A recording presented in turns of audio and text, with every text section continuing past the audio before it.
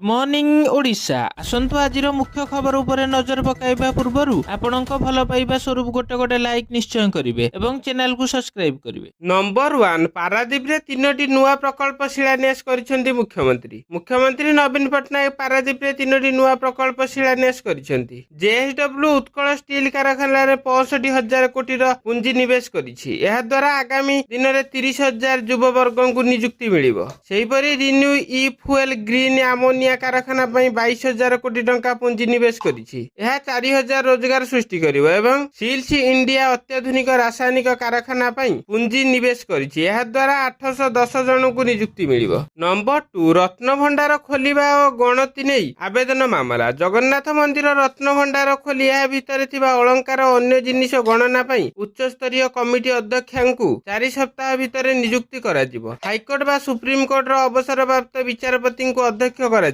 High court को सरकार एने आज अवगत कराइछन्ती। सेप्टेम्बर 29 ने निर्देश कार्यकारी पई समीर मोहांती एक आभ्यंतरीण आवेदन करथिले। 4 सप्ताह पर मामलार परवर्ती शुनानी हेबो। नंबर 3 राजकोट रे इतिहास रचिले रविचंद्रन अश्विनी। भारतीय क्रिकेट टीम रो स्पिनर रविचंद्रन अश्विनी शुक्रवार Rajkot Saurashtra cricket association stadium रे ऐतिहासिक रेकर्ड हासिल करिसन्ती। से भारतर द्रुततम बोलर भावे टेस्ट क्रिकेट रे 5 विकेट हासिल करिसन्ती। इंग्लैंड विपक्ष तृतीय टेस्ट द्वितीय दिन रे जैक आउलिंग को आउट करी अश्विनी निज ना को 5 विकेट क्लब रे शामिल करिसन्ती। 5 विकेट दखल करिबारे स्वप्न से शुक्रवार पूरण करिसन्ती। पूर्वरु एही रेकर्ड किंबदंती स्पिनर अनिल कुंबले को नारे थिला। नंबर 4 तृतीय टेस्ट द्वितीय दिन सुधा इंग्लैंड स्कोर 207 रे 2। गुजरात रो राजकोट स्थित सौराष्ट्र क्रिकेट एसोसिएशन स्टेडियम रे खेला जाउतबा तृतीय टेस्ट रो द्वितीय दिन शुक्रवार खेल शेष सुधा इंग्लैंड 2 विकेट हराई 207 रन संग्रह करिछि। फलरे अतिथि टीम घरोई टीम ठारू 238 रन पछरे रहिछि। इंग्लैंड रो पारी आरंभ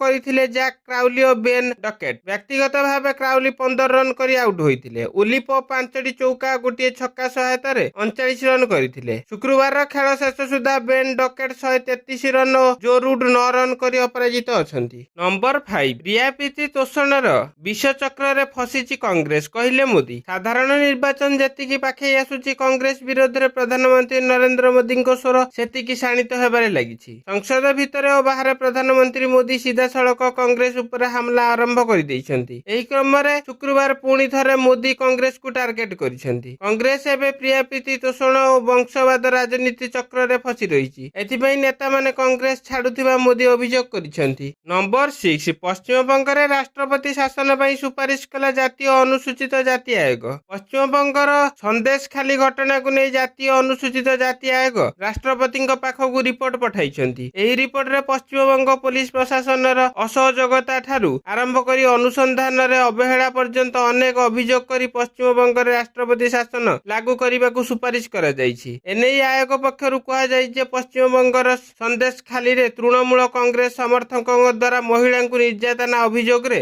राष्ट्रपति द्रौपदी मुर्मू को निकट रे दाखल होइथिबा रिपोर्ट रे पश्चिम बंगर राष्ट्रपति शासन लागू करबाकू आयोग सुपारिश करिसन्ती। नंबर 7 निर्वाचन पूर्व बड़ घोषणा। एणिकी प्रति एसएचजी सदस्य को 1,000 राज्य रे प्रति एसएचजी सदस्य को मिलिबो 1,000 टंका। यूनिफॉर्म बाबद 1,000 टंका देबे राज्य सरकार। राज्यर 70 लाख सदस्य को 1,000 लेखाएं मिलिबो। एसएचजी एग्जीक्यूटिव मेंबर मान को मिलिबो आउ 2,000। यूनिफॉर्म सह ब्लेजर किनिबा को मोट 3,000 टंका मिलिबो। एसएचजी सदस्य को यूनिफॉर्म देबा नै कैबिनेट निष्पत्ति। यूनिफॉर्म और ब्लेजर बाबद मोट 730 कोटी टंका खर्च हेबो। नंबर 8 राम मंदिर स्मारक रूपा मुद्रा जारी। अयोध्या रे नवनिर्मित राम मंदिर रे श्रद्धालुओं को भीड़ लगी रही। भक्त माने निज रामलाला को देखिबा पई काहे केउ दूररु छुटी आसुछंती। या सहित मंदिर रो प्रसाद और सरजू नदीर जल भली खास जिनिसर मध्य चाहिदा लगातार बढ़िबारे लागिछि। जेउ माने अयोध्या जाई पारु नाहंती से माने घरे बसी ऑनलाइन ने मंदिर रो प्रसाद मगाउछंती। एबे लोक माने रामलाला एवं राम मंदिर होइथिबा रूपा मुद्रा मध्य किनि परिबे। अर्थमंत्री निर्मला सीतारमण 3 स्मारक मुद्रा जारी करिसंती। एथिरे गोटिए मुद्रा रामलाला और रामलालांक जन्मभूमि